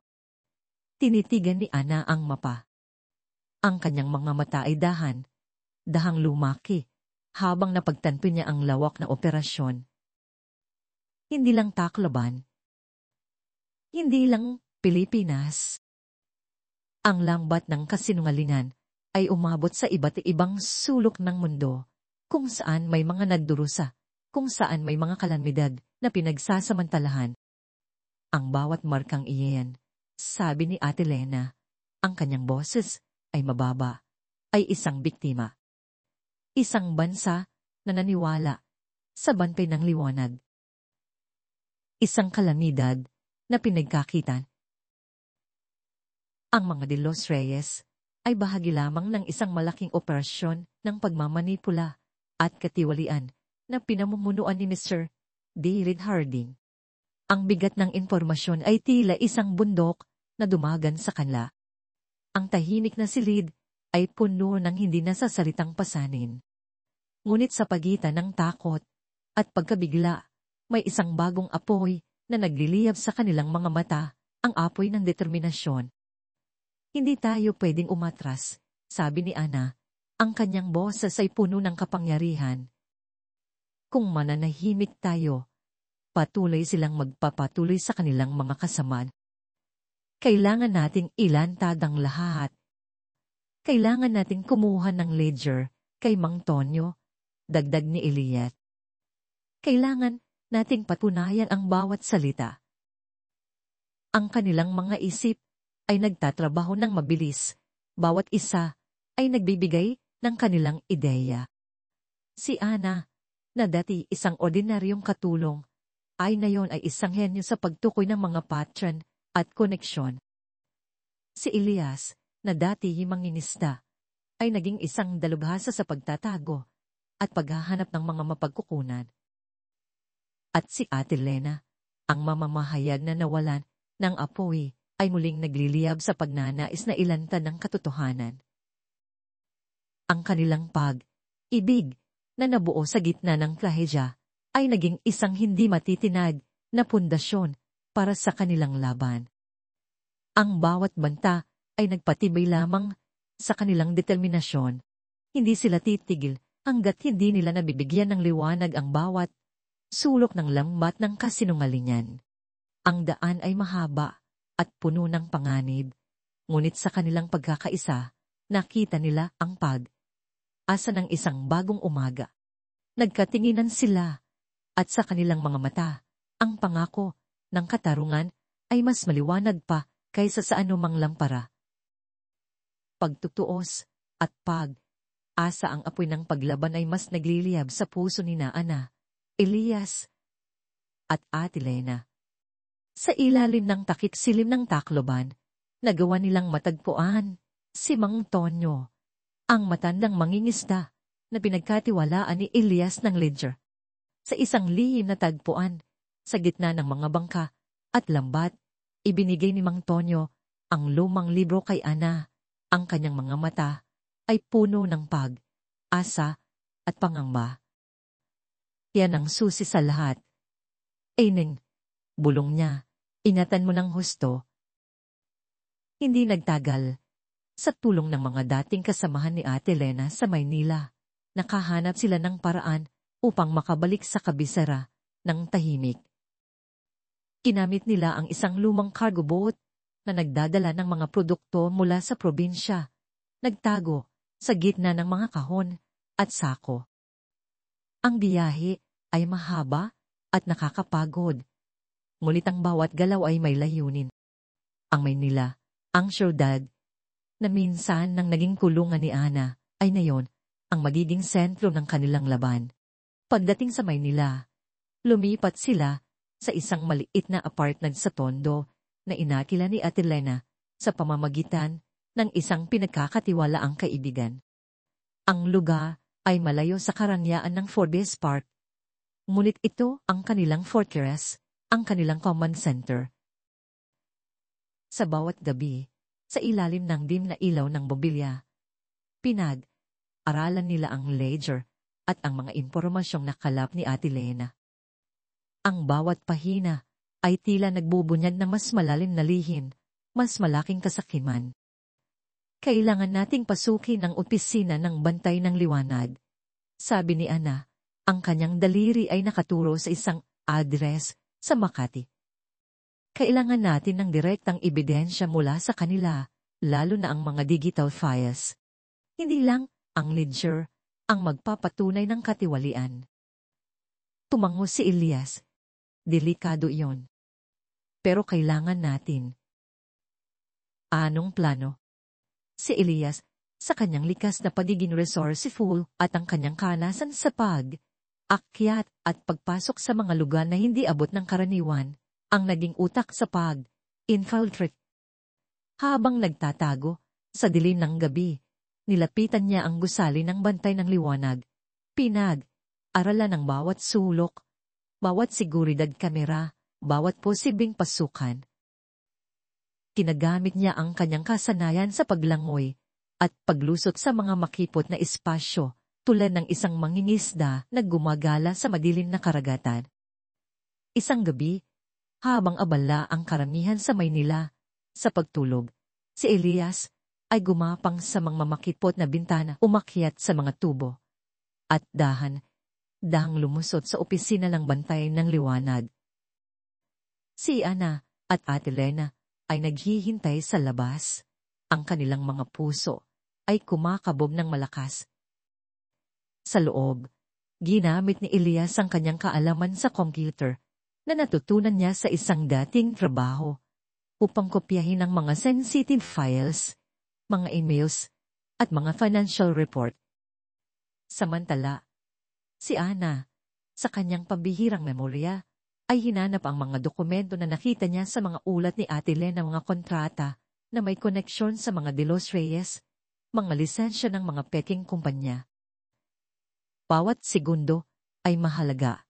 Ang takot na mahuli ay nasa bawat galaw nila, ngunit ang determinasyon na ilantad ang katotohanan ay mas matindi. Sa wakas, pagkatapos ng mahabang oras ng paghahanap at pagkopya, lumabas si Elias. Ang kanyang bulsa ay puno ng mga flash drives at ang kanyang bag ay may ilang mahahalagang dokumento. Ang kanilang misyon ay matagumpay. Ngunit ang kanilang mga galaw ay hindi naiwan ng walang bakas. Nalaman ni na Don Ricardo at Senyora Sofia na si Ana ay bumalik sa Maynila at patuloy na naghahanap ng ebidensya. Ang kanilang galit ay umabot sa tuktok. Sa pamamagitan ng kanilang impluwensya sa pamahalaan at media, Naglabas si Don Ricardo, ang nationwide warrant of arrest para kina Ana at Elias. Pinagbintangan silang mga terorista, mga magnanakaw, at mga naghahasik ng gulo. Ang kanilang mga mukha ay lumabas sa mga pahayagan at balita, kasama ang mga maling impormasyon na nagpapababa sa kanilang kredibilidad. Ang kanilang buhay ay nakataya sa bawat segundo. Ang bawat kanto ay posibleng bitad. Hindi na tayo makapaghihintay pa, Ate Lena, sabi ni Ana, abang nakatitig sa kanyang sariling mukha sa pahayagan. Kailangan nating lumantad. Sa kabila ng panganib, ang mga nakuhang ebidensya ay napakalakas. Mga emails na nagpapakita ng direktang koneksyon ni Don Ricardo at Mr. Dilid Harding. Mga bank transactions na nagpapatunay ng money laundering. Ang patunay ng mga ghost projects. Sa tulong ng isang dating propesor ni Aitlena, na may koneksyon sa isang kilalang international investigative journalist organization, nagawa nilang makipag-ugnayan. Ang organisasyon ay agad na nagpadala ng isang team ng mga mamamahayag sa Pilipinas, hindi lamang upang beritikahin ang mga impormasyon, kundi upang protektahan din sina Ana at Elias. Ang pagdating ng mga international na mamamahayag ay nagbigay ng bagong pag-asa. Sa wakas, mayroon ng handang makinig at lumaban para sa kanila. Sa loob ng ilang araw, masusing pinag-aralan ng mga mamamahayag ang bawat ebidensya, bawat pahina ng ledger, bawat digital file. Kinausap nila si Mang Ben na nagawang makatakas at makipag-ugnayan sa kanila muli sa tulong ni Elias at si Aling Cora na dinala sa Maynila para sa kanyang seguridad. Ang mga kwento ng mga biktima na pinagsama sa mga konkretong ebidensya ay nagbigay ng bigat sa kanilang kaso. Ang makita ni Don Ricardo na unti-unting lumalabas ang katotohanan, sinubukan niyang gawin ang kanyang huling baraha. Inayos niya ang isang lihim na pagpupulong kay Ana sa pamamagitan ng isang intermediary. Ang alok, isang napakalaking halaga ng pera, isang panghabambuhay na katahimikan at kaligtasan para kina Ana at Elias, kapalit ng ledger, at ang kanilang pagkawala sa eksena. Nagkita sina Ana at Don Ricardo sa isang pribadong silid sa isang hotel, kasama ang ilang matataas na gwardiya ng De Los Reyes at ang ilang international na mamamahayag na nagkukuble upang matiyak ang kaligtasan ni Ana. Ang mukha ni Don Ricardo ay may ngiti ng panalo, puno ng pagmamataas. Sa tabi niya ay si Senyora Sofia, ang kanyang mga mata ay nananatiling malamig at walang awa. Ana, Inen, bumalik ka sa katinuan, sabi ni Don Ricardo. Ang kanyang boses ay malambing ngunit may bahid ng pagbabanta. Hindi mo kayang labanan kami. Kami ang De Los Reyes. Mayaman kami. Makapangyarihan. Anggapin mo ang alok ko at kalimutan mo ang lahat. Magkakaroon ka ng buhay na hindi mo inakala. Makakalimutan mo ang Yolanda. Hilawakan ni Ana ang ledger sa kanyang kamay. Mahigpit. Kalimutan ng Yolanda. Paano kung makakalimutan ng milyong piso na ninakaw ninyo mula sa mga taong naghihirap?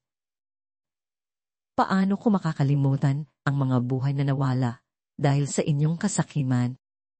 Ang kanyang boses ay matatag, puno ng galit na matagal nang nakatago. Hindi ito tungkol sa pera, Don Ricardo. Tungkol ito sa katarungan, sa dignidad ng mga taong itinuring ninyong basura. Nawala ang ngiti sa mukha ni Don Ricardo. Isang katulong ka lang.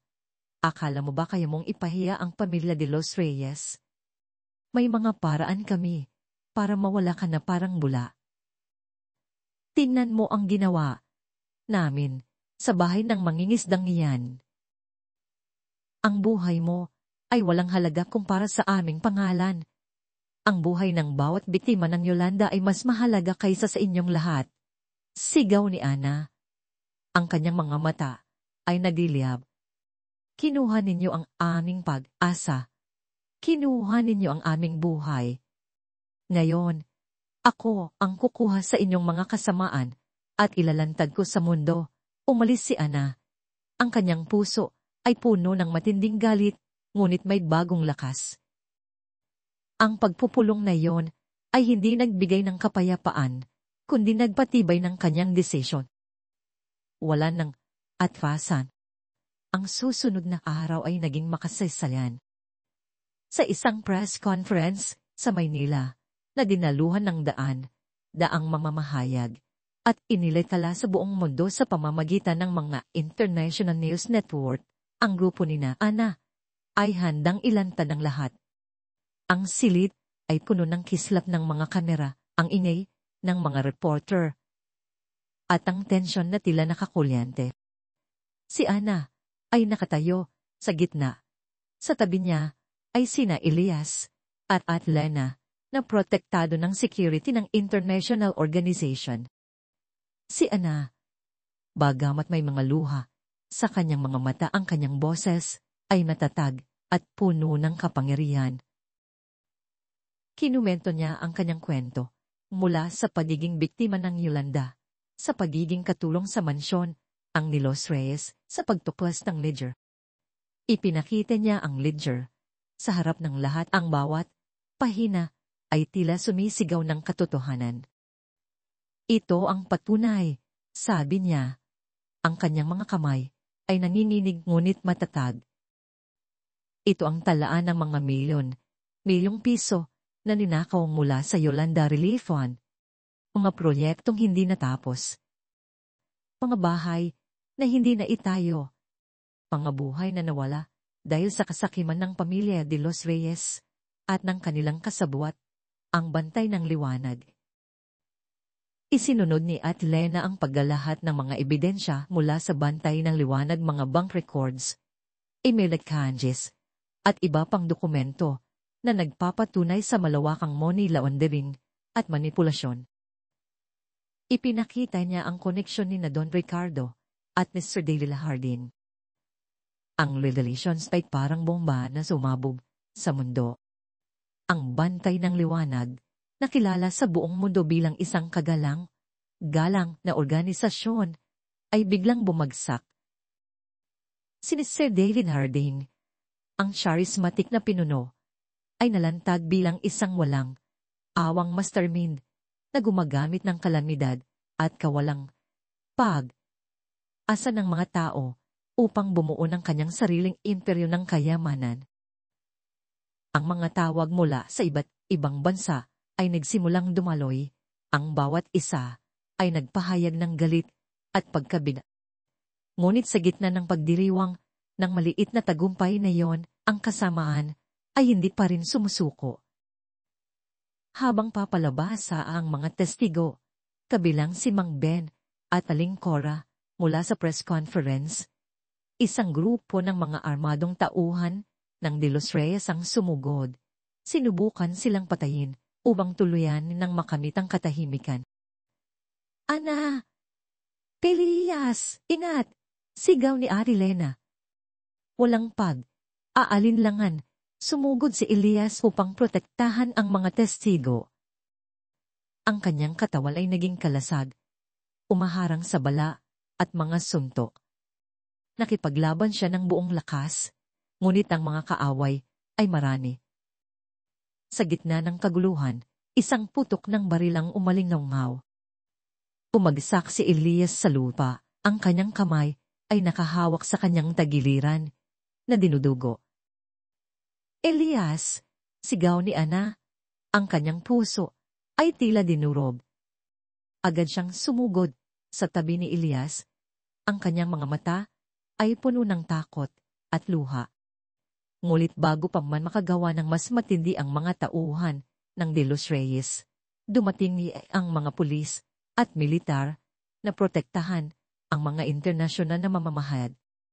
Ngunit huli na para kay Elias. Pinuhat nila si Elias at agad siyang dinala sa ospital. Sa ospital, habang ang mga doktor ay nagpupumiglas na iligtas ang buhay ni Elias, si Ana ay nakaupo sa labas. Ang kanyang mga kamay ay puno ng dugo ni Elias. Ang kanyang puso ay nabibiyak, ngunit sa kanyang mga mata, may isang matinding determinasyon. Elias. Hindi siya pwedeng mawala.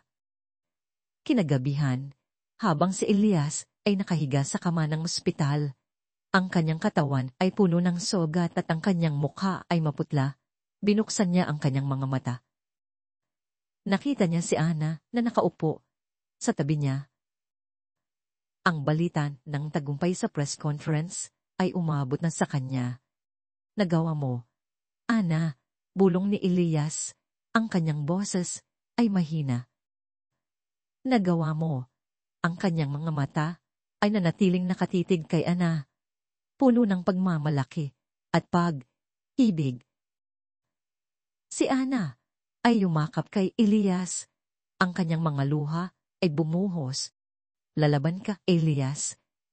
Para sa atin. Para sa katarungan. Hindi tayo susuko. Hindi tayo titigil. Ang apoy ng katarungan ay nagliyab ng mas matindi sa puso ni Ana. Siya ay hindi na isang biktima. Siya ay isang bayani. Siya ang simbolo ng paglaban ng mga inaapi. At sa kanyang tabi, si Elias, ang mangingisda, na nawalan ng lahat, ay naging isang mandirigma, handang ialay ang kanyang buhay para sa katarungan at sa pag-ibig. Ang laban ay hindi pa tapos, ngunit ang liwanag ng pag-asa ay mas maliwanag na kaysa kailanman. Liwanag, pagkatapos ng bagyo ang gabi sa ospital, ay tila walang katapusan. Nakaupo si Ana sa tabi ng kama ni Elias. Ang kanyang kamay ay mahigpit na nakahawak sa kamay ng lalaking nagbigay sa kanya ng lakas upang lumaban. Sa kabila ng mga sugat, ang mga mata ni Elias ay nananatiling matatag, puno ng pagmamalaki at pag-ibig. Ang balita ng press conference ay umalinaw sa buong mundo, at ang malaking bomba ng katotohanan ay sumabog, na nagwasak sa imperyo ng kasinungalingan. Sa mga sumunod na araw, habang unting lumalakas si Elias, ang gulong likha ng pagkakalantad ng bantay ng liwanag at ng mga de los Reyes ay hindi bumaba. Ang mga tawag mula sa iba't ibang bansa ay sunod. Bawat isa ay humihingi ng investigasyon at hustisya. Ang gobyerno ng Pilipinas, sa ilalim ng matinding presyon mula sa internasyonal na komunidad at sa kanilang sariling mamamayan, ay walang magawa kundi kumilos. Isang malaking internasyonal na investigasyon ang inilunsad. Si Don Ricardo at Senyor Socia de los Reyes, na dating mga dambuhalang figure ng kapangyarihan at kayamanan, ay inaresto sa kanilang mansyon sa Forbes Park. Ang kanilang mga mukha, na dati puno ng pagmamataas, ay ngayon ay puno ng galit at pagkabigla habang sila ay pinusasan. Ang mga kaso ng korupsyon, paglustay ng pundo, at sadyang pagpatay sa pamamagitan ng pagpaplano ng sunog sa bodega, at mga pagbabanda sa mga testigo, ay isinampalaban sa kanila. Ang pamilyang de los Reyes, na nagtatago sa likod ng kanilang reputasyon sa loob ng maraming dekada, ay tuluyang nalantad ang kanilang kasamaan sa buong mundo. Samantala, si Mr. David Harding, ang pinuno ng bantay ng liwanag, ay inaresto sa kanyang marangyang opisina sa Geneva. Ang dating galang na mukha ng kawanggawa, ay nalantad bilang isang tusong mastermin na nagmamanipula ng bilyong piso. Ang kanyang mga kasabwat at mga matataas na opisyal ng bantay ng liwanag ay inaresto rin, at ang buong samahan ay napasailalim sa matinding pagsisiyasat.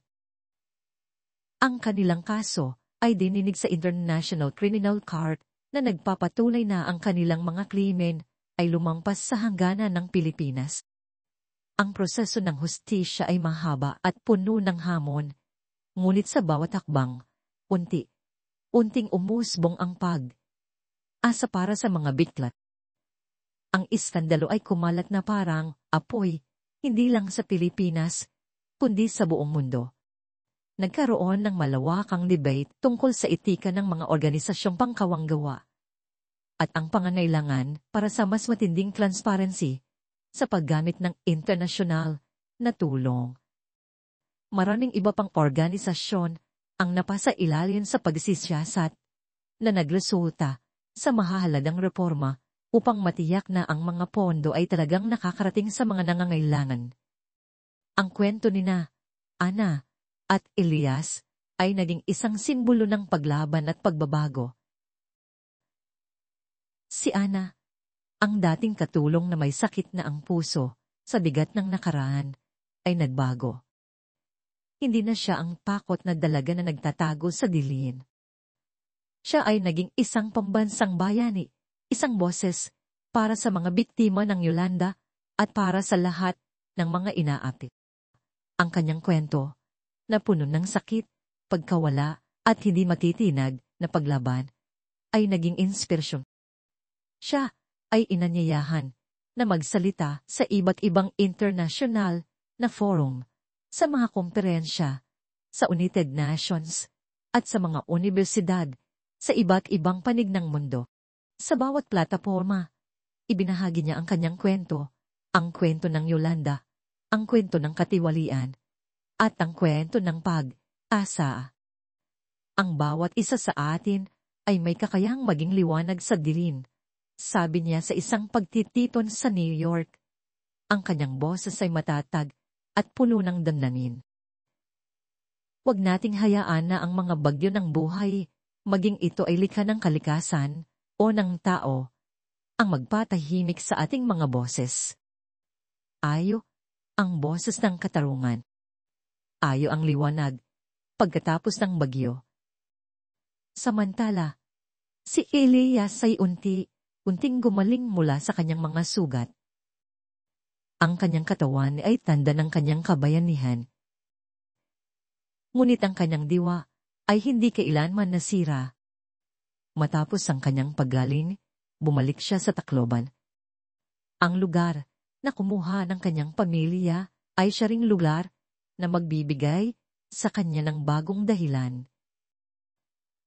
Sa tulong ng mga pondo mula sa internasyonal na organisasyon na nagtataguyod ng katarungan at sa kanyang angking kaalaman sa pangingisda, itinayo niya ang isang kooperatiba ng mga mangingisda.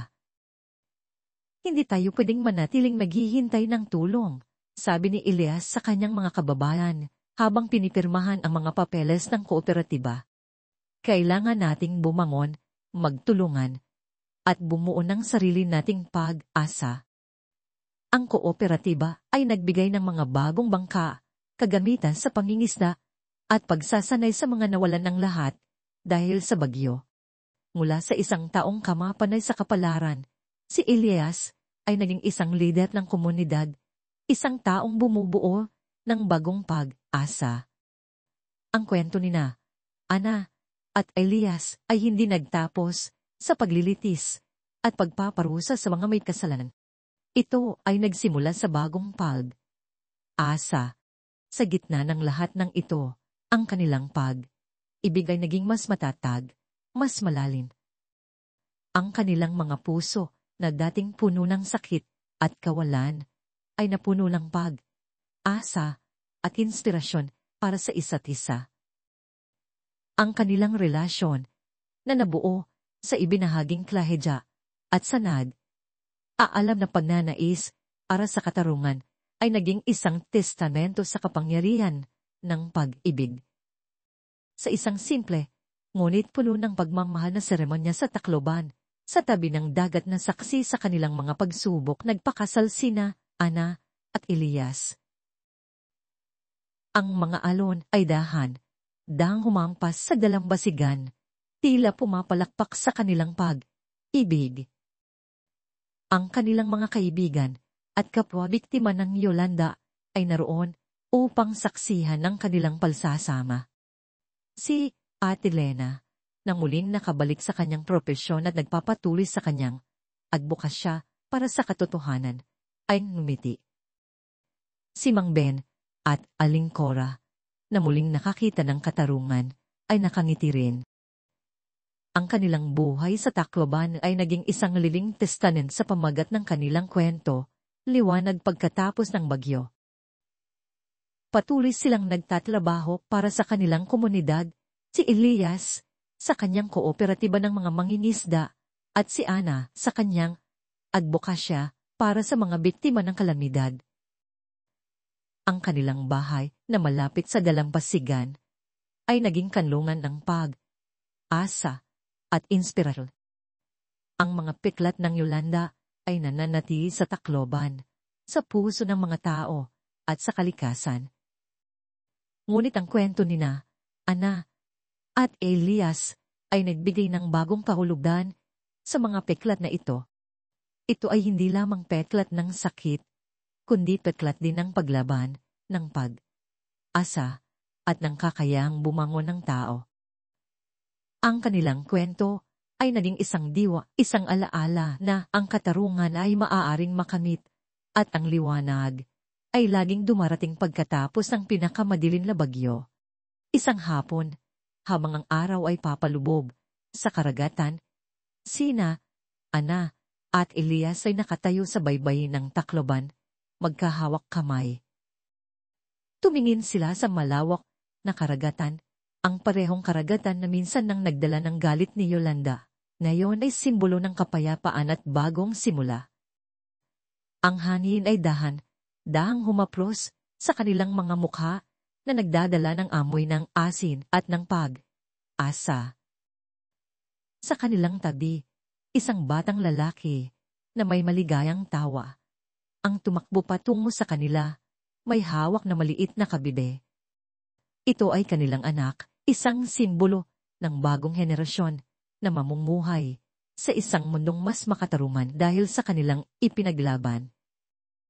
Niyakap ni Ana ang bata, habang si Elias ay nakangiting nakatingin sa kanilang dalawa. Ang liwanag ng paglubog ng araw ay nagbigay ng gintong kulay sa kanilang mga mukha, sa dagat at sa buong tanawin. Hindi lamang ito ang liwanag pagkatapos ng isang bagyo ng kalikasan, kundi ang liwanag din pagkatapos ng bagyo ng katiwalian at kasakiman ng tao. Ang kanilang mga puso ay puno ng pagtalang at pag-asa.